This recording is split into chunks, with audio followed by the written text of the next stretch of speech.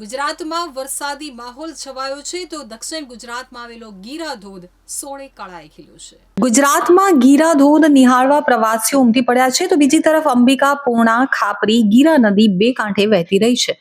તંત્રની લોકોને અપીલ છે કે ડેમની નજીક ન જાઓ અને દૂરથી આનંદ માણો।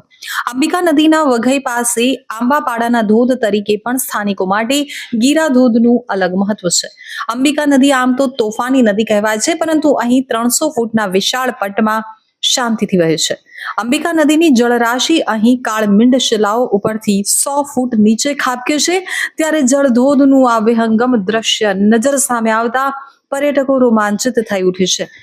અહીં આવતા પર્યટકોને ભેડાઘાટના ધુઆંધાર વોટરફોલની યાદ અપાવી જાય છે।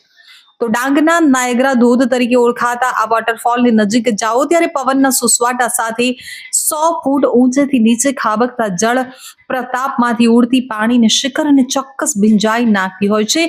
તો અંબિકા નદીનું આ મનમોહક અને અતિ રમણીય દ્રશ્ય માણવા માટે ચોમાસું ઉત્તમ છે।